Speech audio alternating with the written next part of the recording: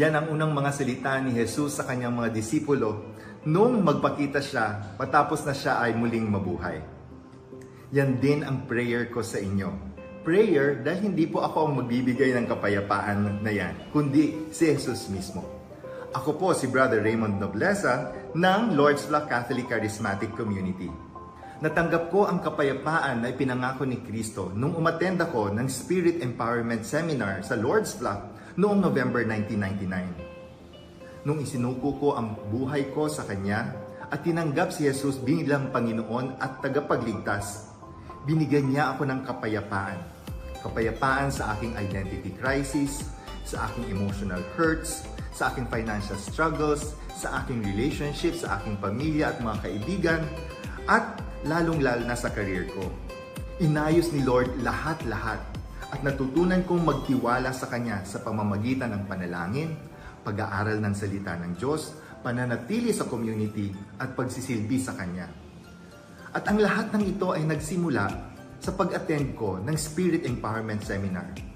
Ang mga speaker ay pinapakilala ang pag-ibig ng Diyos, ang pagliligtas ni Jesus, at ang kapangyarihan ng banal na Espiritu Santo na nagbibigay ng bagong buhay sa sino mang tatanggap kay Jesus bilang Panginoon at tagapagligtas. Kaya halika sa Spirit Empowerment Seminar ng Lord's Flock sa May 9 and 10, Sabado at Linggo. Magsisimula ito ng 1:00 ng hapon. Ito ay libre at gaganapin sa Lord's Flock Heritage, Worship and Spiritual Formation Center sa number 5 Catanduanes Street, malapit sa kanto ng West at Del Monte Avenue sa Quezon City. Ang kapayapaan at pagliligtas ng Diyos ay naghihintay sa iyo. Kahihintayin ka rin namin. See you and God bless.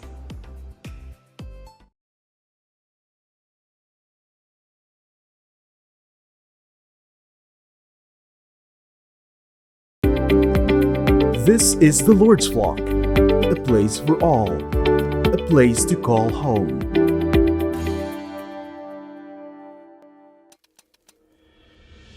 God never does anything accidental. Perfect ang ating Diyos, ang ating Ama. And He has a reason for creating everything. And every person was designed with a purpose in mind. He always has a purpose and He never makes mistakes.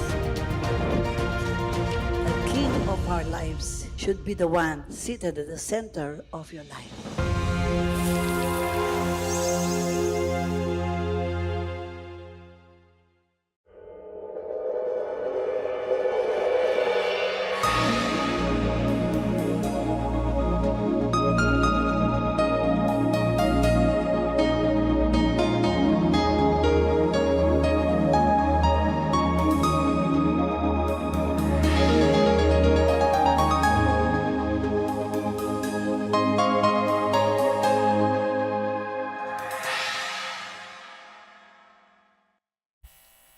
Good evening, everybody.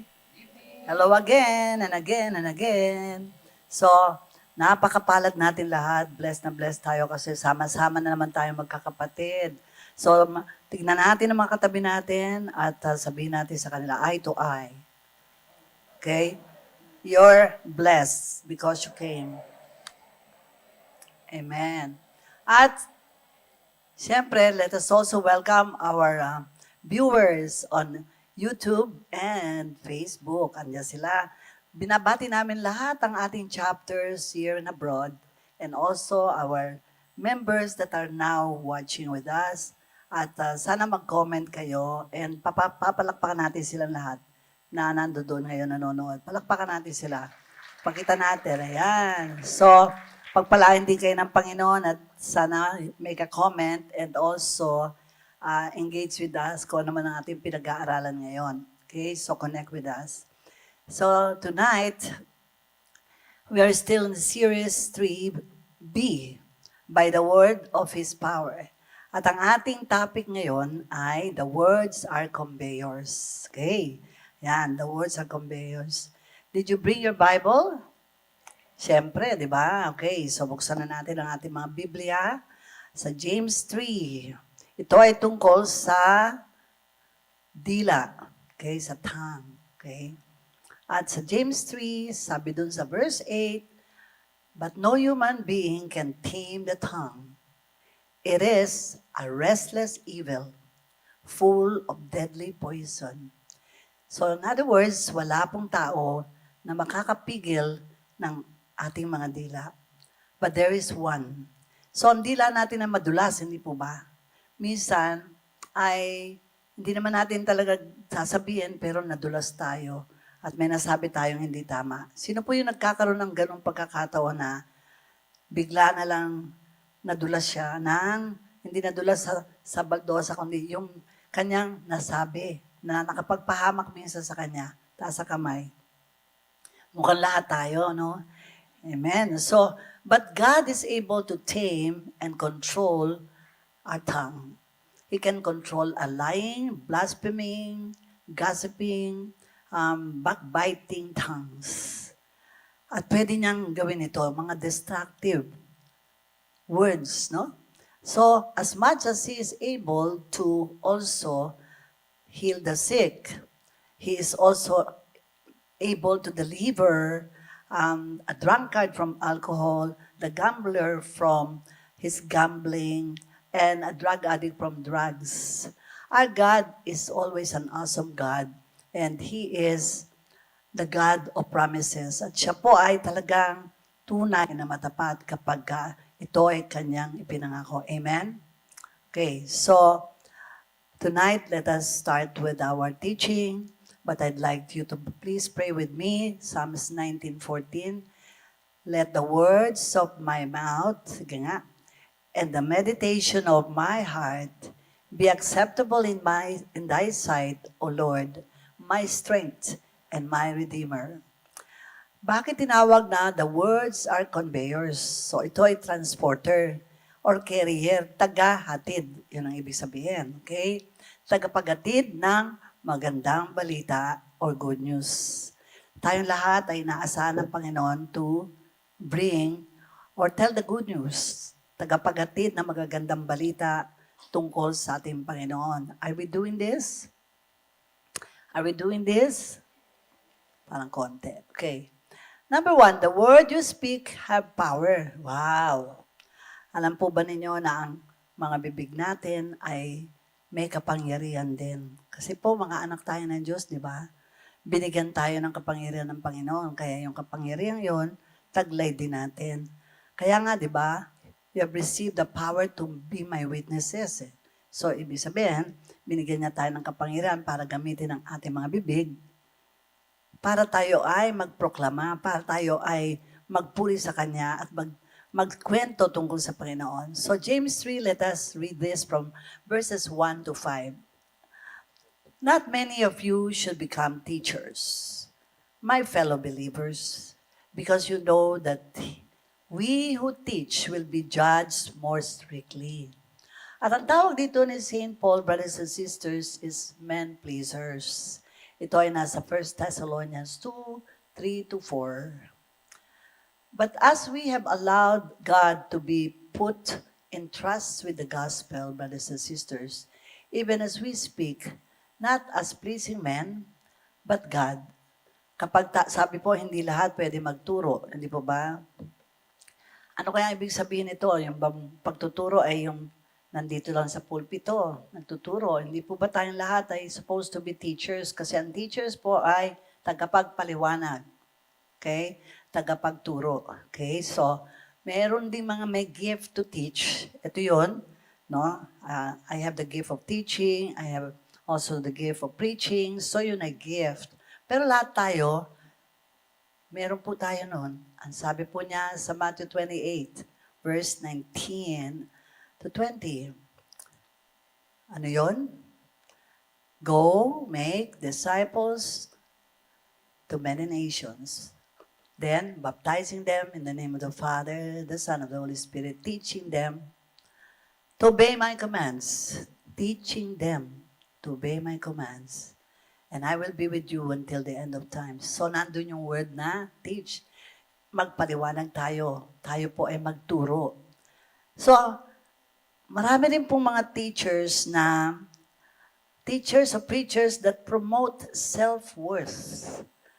Yung po bang kapag sila sumikat, sila ay napapalakpakan, medyo nadadala sila ng ng hangin. Okay? So nakalagay po doon, teacher, preachers who smiles on their lifestyle no matter it is contrary to what God says. A teacher, preacher who will advocate also their errors. Nagtuturo ng mali. And could be both of so as not to rebuke their fruits. So, ibig sabihin, nababayaran. A teacher, preacher that compromise. Dito po sa atin, napakaigpit ko po sa ganon. Unang-una, ay hindi po tayo dapat na lover of money. No? Isa ho yan sa katangian ng dapat ng isang nagtuturo. No? Na tayo po ay, kung may mag-aabot sa atin, love offering, magpasalamat tayo, pero huwag tayong manghihingi. Amen? O mag-i-impose. Amen ba? Okay. Then, so let us go to the next. Conveyor, tongue. Tongue is compared as fire. Wow, fire. Parang apoy. Ayan.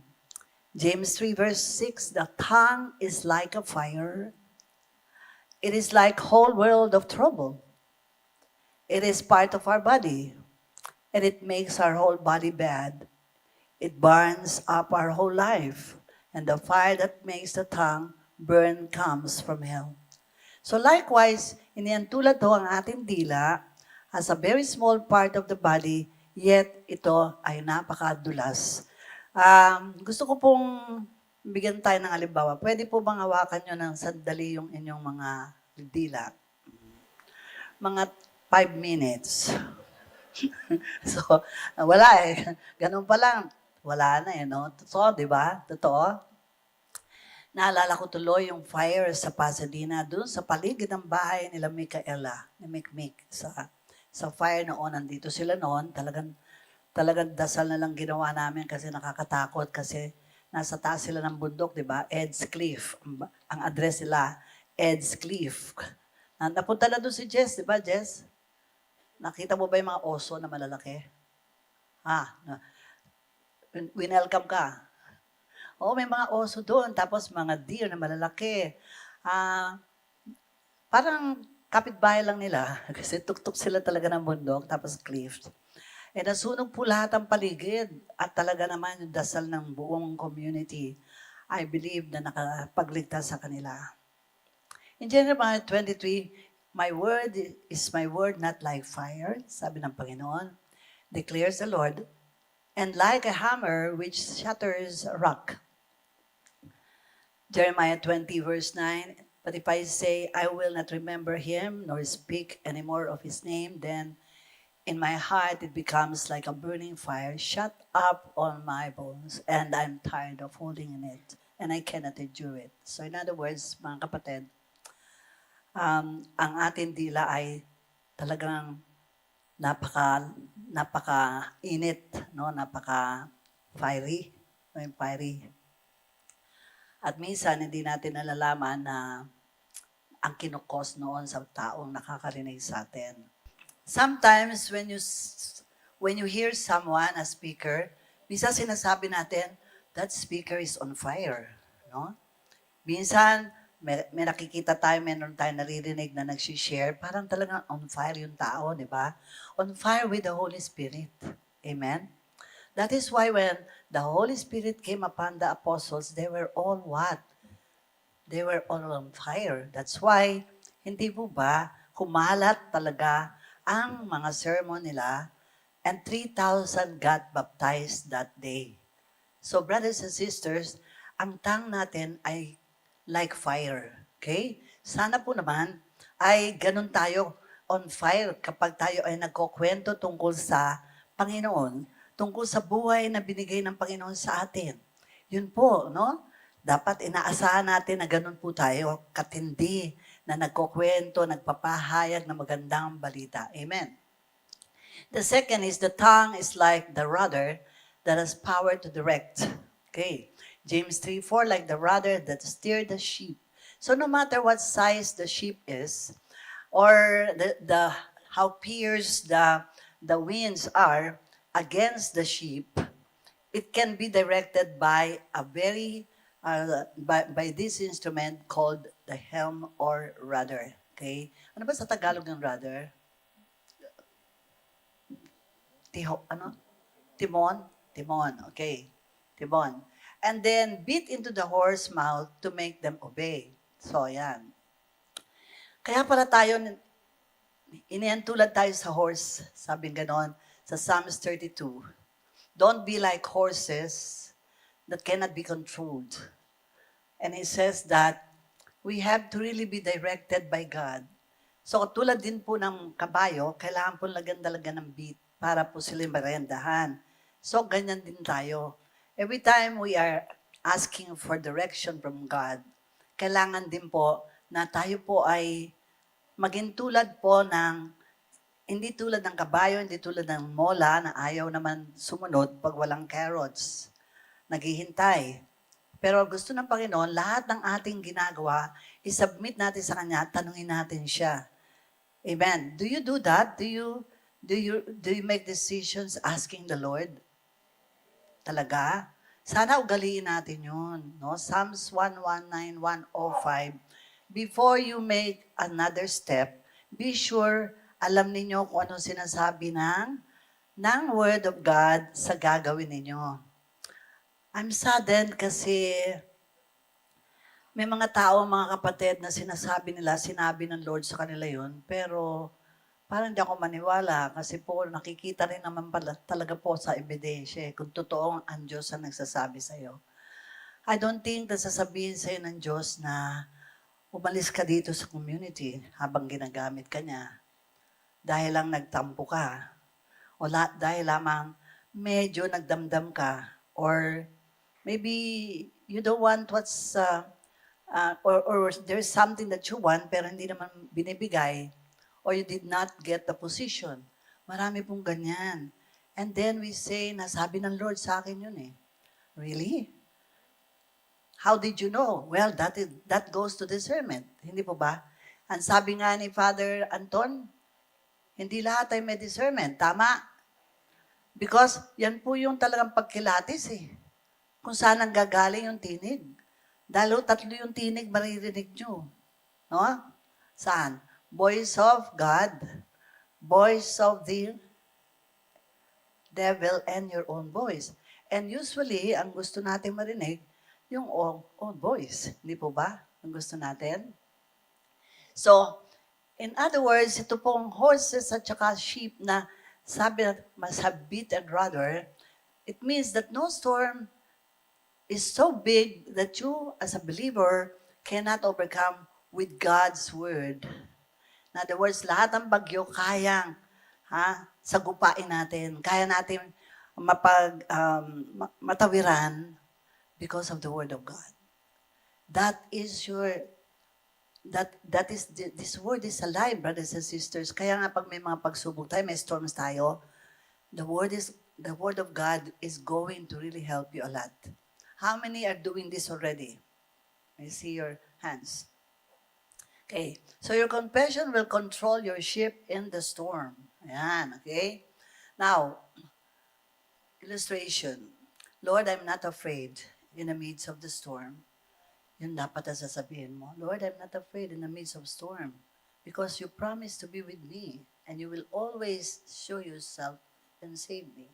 Share ulit kayo nito, yung sinabi ko. Rather, and the power to direct and beat.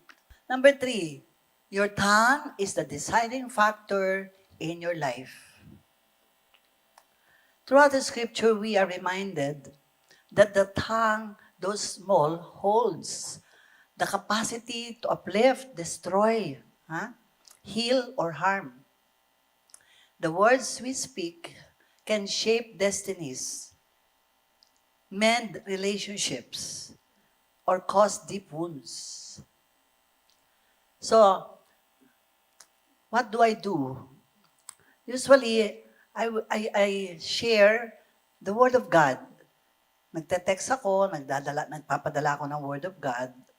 And these little things, no, yung effort na ganito, nagagawa ko paminsan-minsan.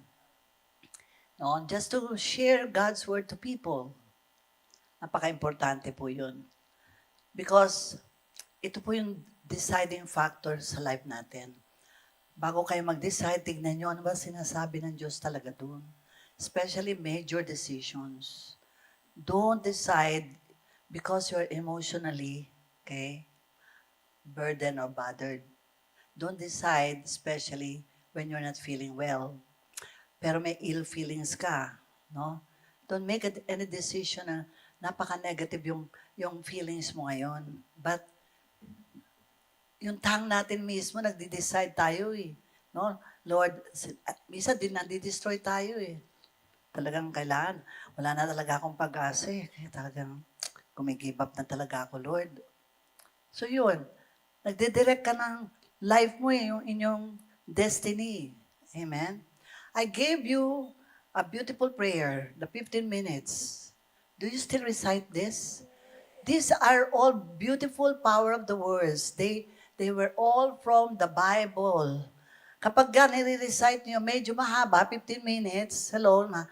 Oh, so wag kayong tawid ng tawid doon. It's a beautiful prayer. It's all about what? How you claim, no? How you look at yourself, claiming the different words of God na talagang napakaganda. Sana wag niyong kaliligtain na binabasa o dinadasal natin yon. Amen? Amen. And then, minsan, nag-extend ng 15 minutes kasi I would stop doon sa mga iba-ibang meron doon mga verses na or praise, no, na I will stop. For example, tungkol sa mga kapatid, so mag-stop muna, no? Tapos, sinasabi ko na yung bawat kapatid ko, ganyan. O kaya, meron naman doon nandun yung mga anak, di ba? Family. So, yun. And then, di ba, what you have to say to yourself, isn't it? No? Lord, di ba? I welcome the blessings, no? Di ba? Memorize nyo na ba? Hindi pa rin. Okay. Ang haba eh. Okay. Sino yung walang kopya pa nun? Kung dami pa pala. I think, yeah. You can, I think we can email or we have a copy sa baba. You have to have, everybody should have this. Okay, number 4, your tongue has power to delight. A careless, harsh word can cut the person like a knife. But words can also be helpful. It can be helpful tools. Wise words spoken to the right time can prevent tragedy. Ang napakagandang salita, a kind word can also provide comfort and consolation to someone who's hurting. Kind word kaya yung, halimbawa, may bago siyang damit. Kanina tuwan-tuwa ako, gusto kong mag-blow out talaga kanina pa eh. Pagbaba ko pa lang ng sasakyan, Diyos ko, dami talagang blow out ko. Oo, talagang lahat sila, ewan ko kung anong ginamit kong makeup. Lahat sila sabi, ang ganda mo naman, ang ganda.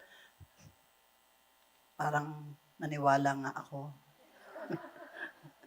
So natutuwa naman ako, sabi ko, Lord, salbawa, may bago kang damit, tapos biglang sabi siya, alam mo, hindi bagay sa'yo yan. Mukha kang lotion, naku, patay. No? Kaya kanina gusto ko nga i-blow out si Jess kasi talagang meron din siya sinabi sa akin kanina. Gusto ko yung suit mo, sir, ha? Sabi niya, ano sabi mo? Blow out ko daw siya. Sabi niya, iba-iba damit mo ha. Sabi niya, masyadong mahal yan paglalaba. Sabi ko, hindi, luma na to. Hindi nyo lang nahalata. Amen. Hindi ba? Kesa naman, Diyos ko, may mga tao talaga yan eh.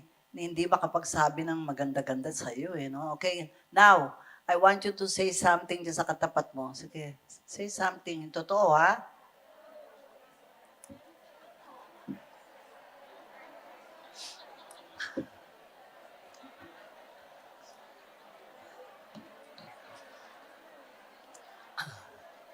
Di mo, tuwan-tuwa tayong lahat. Tingnan nyo, sarap. Amen ba?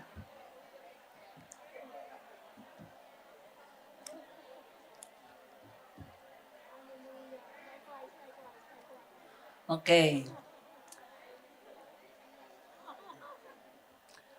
Yung ding mga nandyan yung mga nanonood ngayon, maglagay din kayo, mag-comment kayo, give a word that is giving a kind kindness, love, no?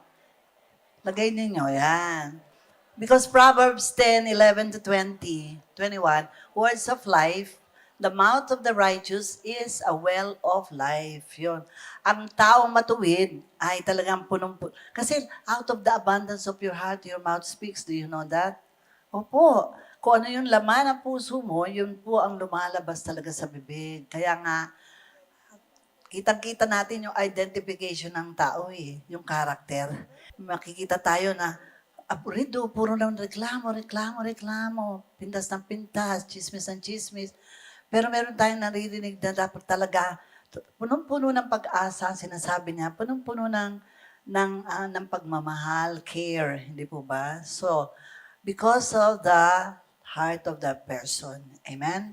So, life, like our Lord, who spoke life-giving words, no? Fear not, di ba? Do not be afraid. It is I, your Lord. I will never leave you nor forsake you.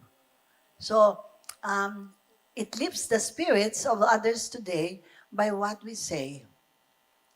It causes also sometimes to ponder the impact of the words and sometimes I ask myself, does what I say about people bring encouragement and affirmation? Minsan, naisip ko mukhang hindi yata. No? At the end of the day, maganda talaga tanungin natin ang Panginoon, Lord, meron po ba akong mga nasabi kanina? Kasi nasabi natin. Doon sa mga nasabi natin, yung nakarinig kaya sa atin, did they receive life or parang na-discourage sila? No? So, isa siguro tanungin natin sa sarili natin kung ang mga salita ba natin binibitawan araw-araw, pagdating ng gabi, ito po ba ay nagbigay buhay? And I think marami sa ating failed. No. Amen. Meron dumarating din na nagrereklamo rin ako Okay? So, pagkatapos ng prayer, nagrereklamo din kami. Ang haba yata, na gano'n. At tatapos lang namin mag-prayer. Ano ba? Bakit hindi So, ganyan, di ba? So, we have to learn how to affirm. I'm usually talking about what's wrong with others or what's right. And I primarily, madalas din na napaka-negative ko rin. No? So, number 5, your tongue is a weapon. Ayan. Hebrews 4:12, ayan, parang bala, Okay. The Word of God is living and active, alive, no? Kaya nung sinabi ng Lord, let there be light. There was light kasi talagang alive, active ang word niya, no? Let there be firmament. So, nangyari. So, lahat ng salita ay sinabi dito, active and alive, and then sharper than any two-edged sword, even penetrating as far as the division of soul and spirit, of both joints and marrow, and able to judge the thoughts and intentions of the heart. What does dividing soul and spirit means? Nakalagay dito, okay? Division of soul and spirit, of both joints and marrow. So, ano po ibig sabihin yun? It is this, Jesus Christ, by the living word and through His indwelling life, enable us to differentiate, brothers and sisters, between our soul, ang soul po yung mind, will, and emotion, and our spirit, which is the deepest part of us where God dwells. So, dito po nahahati yung soul at saka yung spirit. Kaya nga, hindi po ba narinig natin ang mga salita ng Diyos, na divide po natin ano yung tama, ano yung mali, tama. Ano yung dapat at hindi dapat. So we were able to distinguish ano ba yung salitang tama at hindi. No? So between between mind and soul. Natatandaan nyo, sabi ng Panginoon sa kanyang mga alagad, I did not come to bring peace, but a sword.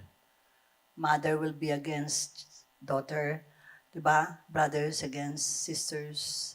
Bakit po? Kasi po, hindi nyo ba napapansin sa pamilya natin? Ang hirap kapag tayo po ay nagsishare, tapos yung kasama natin sa bahay, ay hindi naman pa po natin isama. Hindi po ba? Hindi sila maniwala sa sinasabi natin. Ganyan din po yung nangyari sa akin Ito yung maririnig ko yung kapatid ko at saka si Mami na nagsasabi na narinig nila si Lord, parang hindi ko maintindihan. Parang tingin ko sa kanila ay talagang siraulo. Paano nila nakakausap si Lord? Yun ang aking tanong eh. Pero talagang after that, nakita ko, kaya nadi-divide. Hindi ako naniniwala. Hindi ako naniniwala doon sa sinasabi nila na nagsasalita ang Diyos. Pero nung nangyari yan, kaya nga po, hiwalay kami ng mami ko kasi hindi ko din maintindihan ba nagpe-praise the Lord siya. Bakit parang lahat na nangyayari sa buhay niya, nagpapasalamat siya. Nakabili ng lupa sa Pampanga, mga kapatid, no? Nung in-inspection namin, si Tatay Bob, nakakita ng sampalok, no? Kala namin, yun ang lupa ng mami na nabili. So, namingwit ng sampalok si tatay. Biglang nahulog. Yung pala, yung ng kalabaw. Talaga, lumusot-lusot si ba. Tapos, malaman-laman namin, yung pong naloko yata siya kasi kinain ng ilog yung sinasabi niyang lupa na nabili niya eh. Tapos, hindi ko siya maintindihan kasi galit na galit ako eh. Lalo na si Bobby kasi naputik-putik tuloy siya na amoy, alam niyo na, amoy echas. Okay. Pero ang mami ko naman, hindi ko maintindihan, naloko na, sabi niya, praise God, sabi niya. Ano? Sabi ko, hindi ko siya maintindihan. Ba't nagpe-praise pa to eh, naloko na nga to. Sabi niya, mapapalad ang mga na bibiktima. Sabi niya, mapapalad yan. Sabi niya, ganon. Hindi. Mapapalad ang mga tanga. Sabi ko gano'n. So, talagang kalaban palagi kami. So, nakita natin sa Acts 2, the word cut the heart. Kaya nga eh. When the people heard this, they were cut to the heart and said to Peter, Brothers, what shall we do? And Peter replied, Repent and be baptized, and every one of you in the name of Jesus, for the forgiveness of your sins, and you will receive the gift of the Holy Spirit. So, ito po ay talagang napakatalas at kailangan natin itong weapon. Okay. The weapon is none other than the scriptures. Ephesians 6 verse 17. The word of God is the weapon of the Spirit. Jesus is frequently portrayed as having divine authority to cast out demons, often doing with just a simple command or word. Sa Matthew 4, makikita po natin dito na nagkaroon po ng temptation ng Panginoon. Shortly after he was fasted for 40 days, no?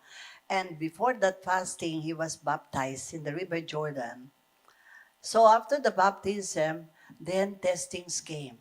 Hindi po ba tulad din natin, after the baptism, the Holy Spirit we received, hindi ba ang ganda na naranasan natin?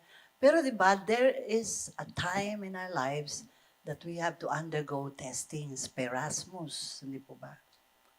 Testings or temptations. Nandiyan na yung mga pagsubok na dumarating sa atin. At sinubok ang ating Panginoon. Inayaan ng Panginoon ang kanyang anak na subukan. And the tempter came to him and said, If you are the Son of God, tell these stones to become bread. So, tinetempt na po siya na dahil gutom siya eh. So to turn it, and Jesus answered it so parang may baril, Man shall not live by bread alone, but by every word that comes out from the mouth of God. Did he quote scripture? Yes, he quoted Deuteronomy 8 verse 3. So next, nakita natin na tinempt na naman siya, ano po ang sinabi sa kanya ng devil. So dinala siya sa mataas na lugar, the parapet of the temple, and then he was tempted to what? To prove his God. No? Para magyabang. And so he said, if you are the Son of God, prove it. He said, throw yourself down, for it is written, He will command His angels concerning you, and they will lift you up in their hands so that you will not strike your foot against a stone. Yan, sinabi sa kanya. And Jesus took his weapon again and said, Bang! Do not put the Lord God to the test. nag-quote ho siya ng scripture. Ano po yung scripture na yon? Deuteronomy 6 verse 16. Again, hindi naman siya tinantanan ng devil. Was it only 3 times? No. It was only mentioned there 3 times, but during the life of Jesus, ang daming temptations din, mga kapatid. Hindi ba? Do you remember sa Matthew 26, no? Hindi po ba doon sa Matthew 26, he asked, no, he was tempted to what? To ask the Father not to spare him already. Di ba? Father, if it is possible, take away the cup of suffering from me. But then, he again, no, overcome that temptation and said, but not my will, but your will. 3 times, he was tested. And all of this, he quoted again the scriptures. All this I will give you. Pangatlo naman, pinakita sa kanya yung kayamanan. And Jesus knew Satan is a thief. Kaya lahat yung pinapakita sa kanya ay hindi sa kanya.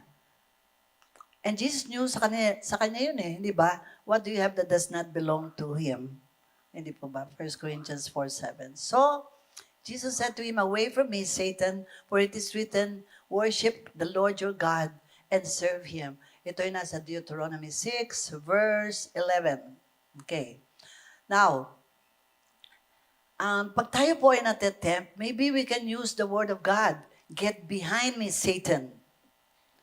In 2011, when Brother Joey and Sister G came to the house, paalis na ako, no, papunta akong Africa. It was March. And after having lunch, pauwi na silang dalawa kasi they just got a message from me for Bernice, who's celebrating her 18th years, no, sa kanyang debut. Biglang, I don't know, bigla akong na-prompt to ask both of them, Brother Joey, pwede bang papalpate? And tinuro ko kung saan. Sabi niya, sige, akyat tayo sa kwarto nyo. And they did. So, yun. Nakita talaga, meron akong bukol. Si Brother Joey naman, alam ko, alam na niya eh, pero ayaw naman sabihin sa akin. Sabi ko, Brother Joey, ano yun na? Magpamammogram ka kagad, sore, tsaka ultrasound. Sabi ko, ano kaya yun? Baka may... Pero Joey, Brother Joey, ano ba talaga? Wala ba talaga? Hindi, magpaano ka, sore? Ayaw talaga. So anyway, alam niyo naman yung faith ko, ganyan. So I did. Kinabukasan, punta na kagad ako sa St. Luke's with Caroline. Caroline. At yun nga po, pagkatapos ng mammogram, they found out merong mass and highly suspicion of cancer, malignancy. Kaya, sabi ni Mikmik, kailangan magpa-opera ka kagad. Si Tatay Bob nasa Amerika din, si Mikmik nandun din. After seeing the ultrasound, Carol and I went outside and there I prayed. So pag may mga temptation, ano yung word of God na sinasabi ninyo? Okay? During the test. So when I saw that it was Byrad's 4, me and Caroline went at the corner of the breast center doon sa St. Luke's. And there, I spoke God's powerful word. I said, Satan, you cannot destroy my body. Siyempre, hindi naman malakas. Doon lang kami dalawa ni... Siyempre, nga naman malakas doon. We were in the corner, and then I was saying these words. Nire-review ko sa Satan. You cannot destroy my body. Sabi ko ganyan. My body is the temple of the Spirit, and I am not going to die of cancer. You cannot kill me. Then I quoted the scriptures. I said, my body is the temple of the Holy Spirit. Hindi po ba nasa 1 Corinthians 6 verse 19? Okay. Galatians 2:20, it's no longer I, but Christ who lives in me. So I claimed this, and then I said, Satan, this sickness will not lead me to death. This sickness will glorify my Father in heaven. So, I cast him out. And siyempre, nandun yung worries, nandun yung anxieties. I'm telling you, it's natural na mararamdaman mo yun. Lalo na, nakita mo na suspicious eh. Then, yun nga, tinawagan ko si Dr. Lazaro and Dr. Lazaro said, well, it's really cancer. So yun nga po, nagpunta kami sa Pink Sisters and there I claim again the power of the Word of God. I said, Lord, I'm not dying of cancer, hindi po ba? Ayoko pong pumangit. Sabi ko ganun. Lahat na namamatay sa cancer, pumapangit. Ayoko po. Gusto ko po ma-maintain yung beauty. Nagbibiro pa ako kay Lord, pero totoo yun. Ganyan po akong nagdadasal. And hindi po ba, ano po ba nangyari? No chemotherapy, no radiation, no, nothing. Kasi sabi ko, Lord, ayoko po wag niyo po akong pahihintulot magkaroon po ng chemo. Kasi baka kalbo po ako. Sabi naman ni Brother Joey, hindi naman lahat nakakalbo, sir. So, hindi pa kasi nakikita yung resulta. So, yun nga, silang dalawa ni Brother Mar, ay binayopsi na po nila, biopsy.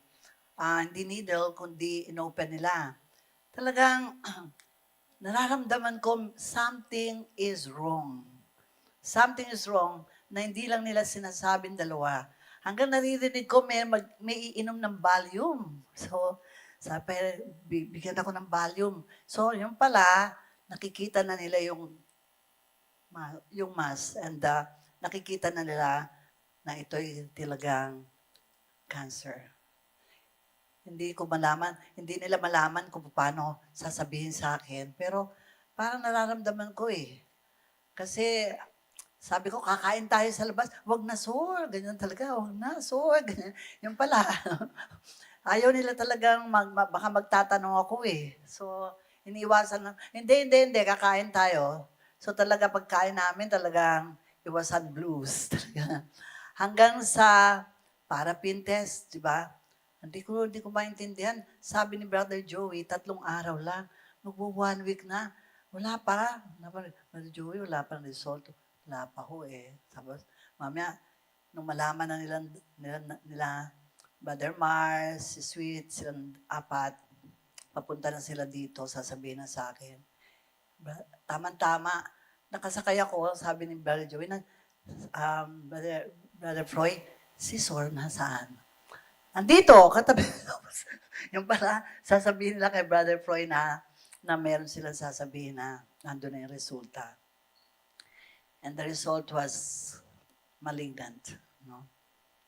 Pero alam niyo mga kapatid, God is good. Kasi yung HER2 nyo ko, sabi nga ni Brother Joey, is negative. Kaya wala po ako talagang, lahat yung hiningi ko, binigay sa akin ng Lord. And I am still surviving after 11 years. Maraming salamat kay Lord. Amen. Lahat yung mga kailangan kabuhay namin noon, hinihingi ko kay Lord, i-restore niya. And I remember, I would always say this, Lord, in Joel 2 verse 25, you said you will restore everything that was eaten up by the locusts. Alam niyo yung locust, di ba? Pag napakarami nun, naku, nakakapinsala yun. So ano ba yung napinsala ng Diablo sa buhay namin? Marami po siyang ninakaw sa amin. And true enough, I would always ask the Lord, Lord, hindi ba sinabi mo to sa Matthew 19? Verse 29, everyone who has left houses, brothers, sisters, father, mother, farms or barns or yung work, no, to follow me will get much more than they left. And they will have eternal life. So brothers and sisters, nangyari po ba yan? Yes. Magtsatsaga lang tayo, maghihintay tayo, kasi maraming promises si Lord na mayroon pong condition. Condition na kailangan tignan natin mabuti kung anong sinasabi niya. For example, we pray and pray, pero nakalimutan natin, meron din po doon sa James 4 verse, I think 4 or 3, it says there, when you pray amiss, God will not answer you. In other words, sometimes makasasama po ang ating hinihingi, kaya hindi binibigay ng Lord. I was asking the Lord noon na ibalik na niya sa amin. Sabi ko, how come the insurance company has not even returned back, no? Yung pong mga nawala sa amin. And it was very long, no? Talagang dami-dami investigasyon. So, meanwhile, we were really suffering a downward talagang spiral of talagang down, down, down, down, down. Lahat halos ay pawala na ng pawala. Pero brothers and sisters, talagang God is true to His words, no? At doon ko nga nakita na, Lord, di ba sinabi mo na yung kinakanta ni Tatay Bob, Ecclesiastes 3, that He will make all things beautiful, but it is in your time. And so every time that I would ask that favor, He would always tell me na, in my time, everything will be done by Him. So, kapag may mga pagsubok ako, then I turn my Bible, and then sa 1 Peter 5:10-11, it says, your trial will soon be over. But then I would ask Him again, Lord, kailan yung over? The Lord does not even give us the time. But if you know Him, then you can claim, Lord, meron ka sinabi sa 1 Peter 3, sabi mo sa 1 Peter 3, that I do not delay my promise, but I am patiently just waiting for you, because I don't want anyone of you to perish. So, ibig sabihin, one day is 10,000 years to Him. Minsan naiinip tayo, pero tingnan natin yung sinasabi ng Lord, yung words of God sa atin. And say with me, circumstances can no longer hold me in bondage and hinder my usefulness in the world. So Jesus cast out an evil spirit in Mark 1:21-28. Let's show this.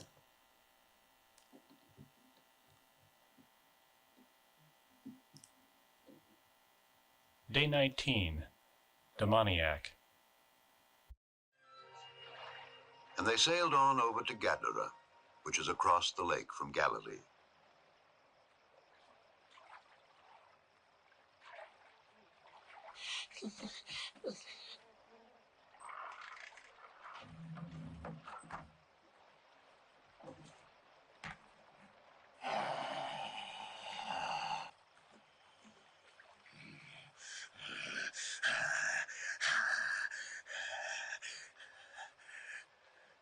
Jesus, Son of the Most High God,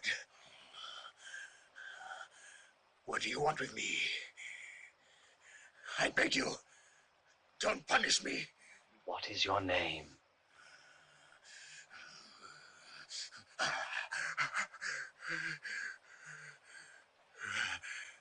Legion. Lord, we beg you, do not send us into the abyss. Let us enter into the herd of swine.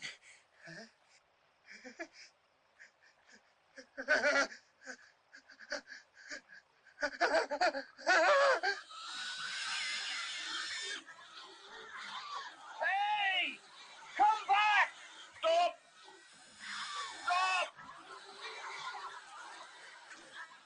And the demons went out of the man and into the pigs.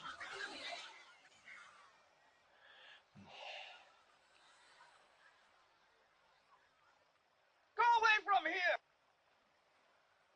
You magician! Leave us! Go away from this place! Leave us! Go away from here! I'll follow you wherever you go. Let me come with you.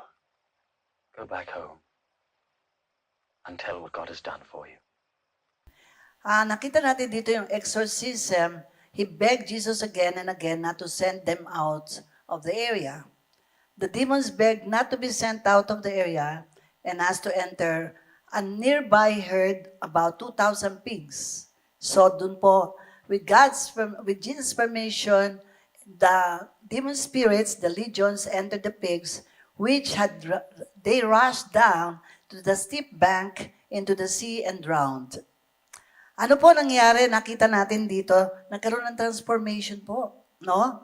The townspeople later found the man sitting and clothed in his right mind. Hindi ba sabi niya, gusto kong isama niyo ako, Panginoon, nung siya po'y na-delivered. Sabi ni Lord, hindi kita pagsasama. Gusto ko mag-witness ka para sa akin.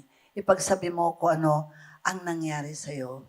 So brothers and sisters, the aftermath of that was that as Jesus was getting into the boat, He said, go home to your own people and tell them how much the Lord has done for you.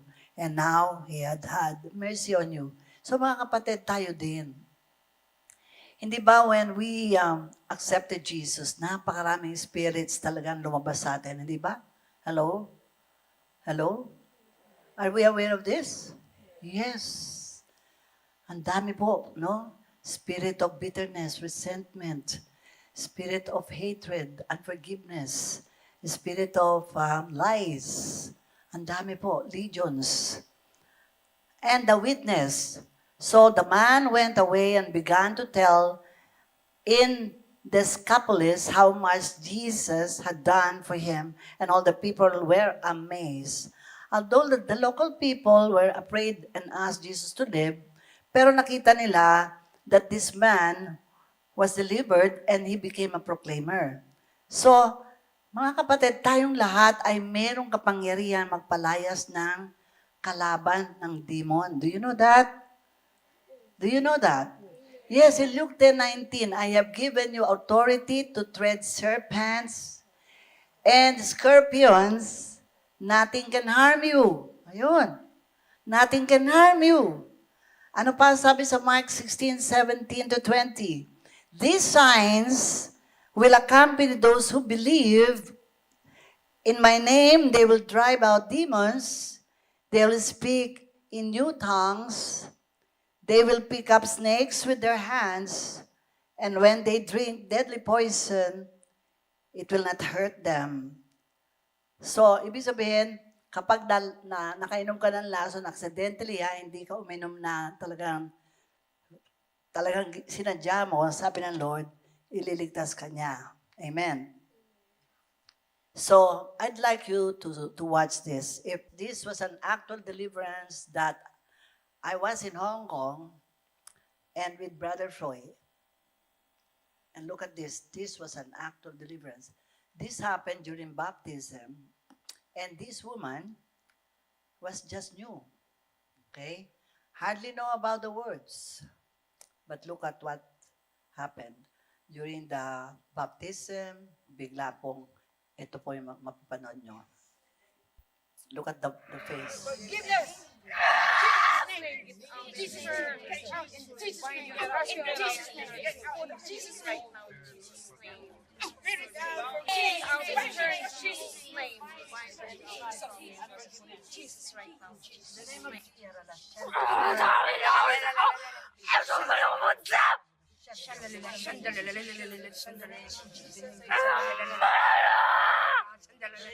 Ang pangalan mo? Sa pangalan ni Jesus. Anong pangalan mo? Jesus name. Jesus name. Manguwan. You leave her right now. Anong pangalan mo? Anong pangalan mo? Jesus name. Hallelujah.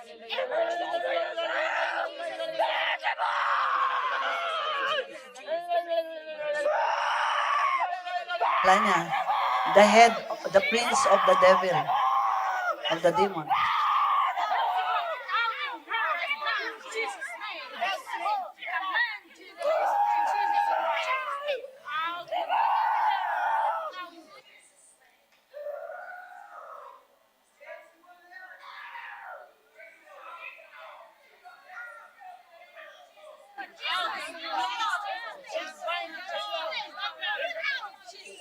Sinusugod ako niyan eh.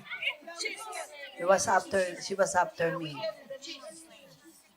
Jesus name. Jesus.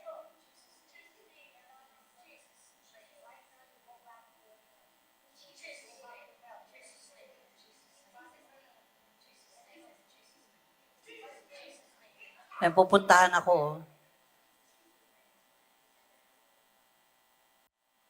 Na-delivered na siya. Di ba nagbago yung face? Amen? Okay, may isa pa, pero baka matakot na kayo, wag na. Tama na yan. Okay. Nung kanina daw, sabi sa akin ni Jonah, habang kinukuha niya yung record nito, palagi daw ganun, nasisira ang computer niya, talagang nagluloko. Kaya kanina, sabi niya, nung matapos ito, tinigil na kagad niya. Sabi ko, kailangan pray over mo palagi. So, this really happened, brothers and sisters, but then, in this kind of deliverance, hindi po pwede na lahat ay nagsasalita kasi nga, ang dami nagsasalita, ang dami nakikialam. Kaya kami ni Brother Boy, si Brother Boy yung kumuha niyan eh. No? Ako yung dapat na nagpe-pray, dami-dami yung nagsasalita, kaya ang ingay-ingay nila. So, nung tinatanong ko yung pangalan, nagdi-deceive, ibang pangalan sinasabi. Kaya sabi ko sa kanya, manghuhuwad, hindi ikaw yan. So, nung tuwing ano ko po siya, nang nilisik na yung mga mata niya, tapos ayun, hanggang sa nagsalita siya, Beelzebul, no?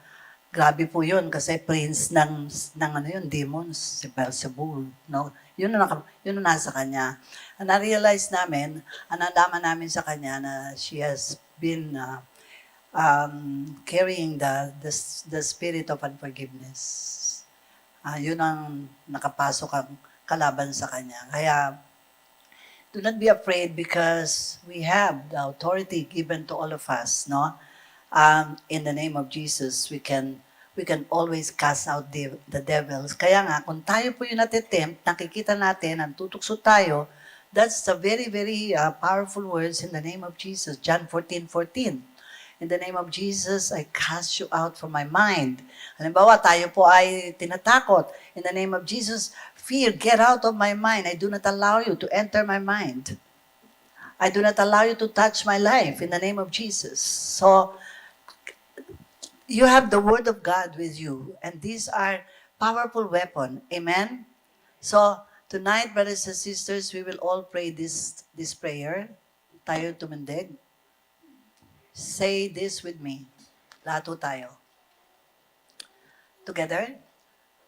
I have not only God's life in me and this great Spirit who raised up Jesus from the dead in me, but I have the use of Jesus' name. He has given to me a legal right to use it. My confession is that whatever I ask of the Father in His name, He gives to me. He has given me the power of attorney. I am using this power to help men. I am taking Jesus' place now. He's working His own work through me. He's living His own life in me. Jesus said, in my name, you shall cast out demons. I am exercising my rights. He said, in my name, you shall lay hands on the sick, and they shall recover. My hands become the medium through which His life pours. I am living the abundant life. I know my words are His words. His words broke the power of death, of demons, and healed the sick. They do the same things in my life, in my lips. This is my confession. This is my heart expressing itself through words in my lips. Confession is faith's way of expressing itself. Amen.